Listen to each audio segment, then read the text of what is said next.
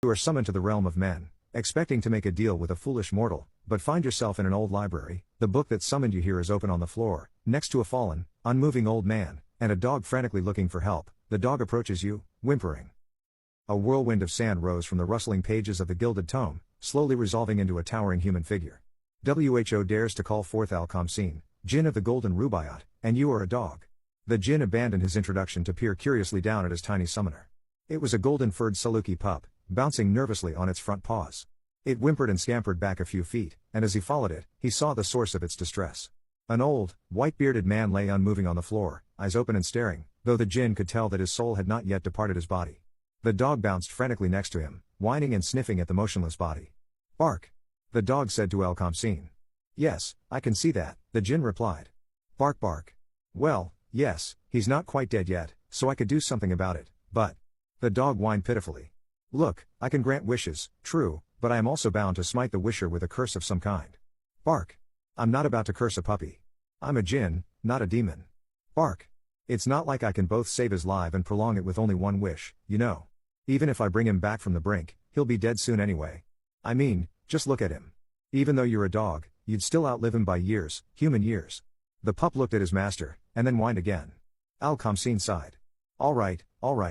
He crouched down by the pup, and fondled its long floppy ears gently. I can't let you off without a curse, little one, even though I wish I could. You understand that, right? Bark. The pup replied, solemnly. The Jinn shook his head in amazement. Canines.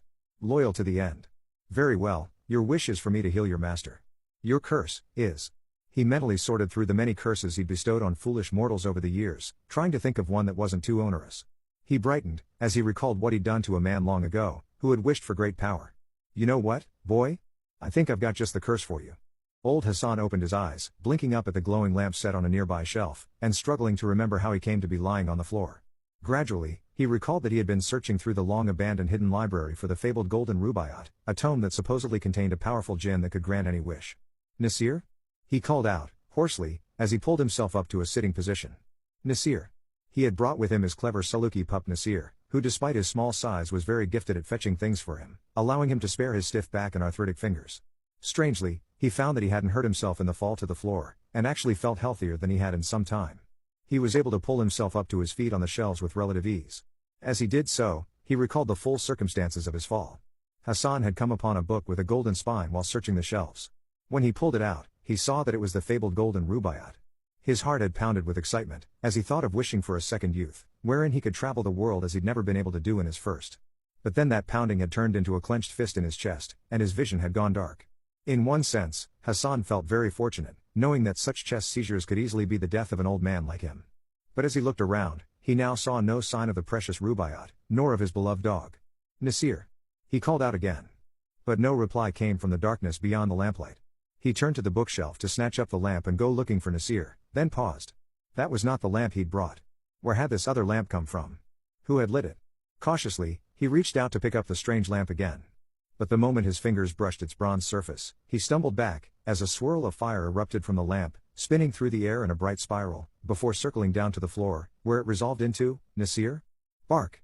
Nasir greeted him, cheerfully, as though to confirm it was indeed him, despite the odd addition of a tiny jeweled turban between his ears, and a little gold band around each of his ankles. Nasir, Hassan cried, bending to scoop up the puppy in his arms, despite the pain it caused in his back. He laughed joyfully, as the little Saluki licked his face, and he kissed the top of its fuzzy head. Hassan spent a few more moments doting on the pup, before holding him out at arm's length to inspect him more closely. But what is this strange magic that has been worked upon you? I must say, the turban suits you, my friend, but how were you? Turned into fire? And trapped in that lamp? Bark! Nasir replied. Hassan snorted. Don't tell me not to worry, I am old, and you are young, worrying about you is what I do. Then he frowned. Had he always been able to make sense of Nasir's barking like that? He shook his head, dismissing the thought. Never mind, Hassan said. I don't know where the Golden Rubaiyat has gone, but there is surely strange and powerful magic here. We must go, before something worse befalls either of us. He hurried away down the rows of dusty shelves, one arm holding the lamp aloft, the other cradling Nasir to his chest. He didn't slow until he reached the subterranean passage he'd entered through, that wound back up the surface. Ah!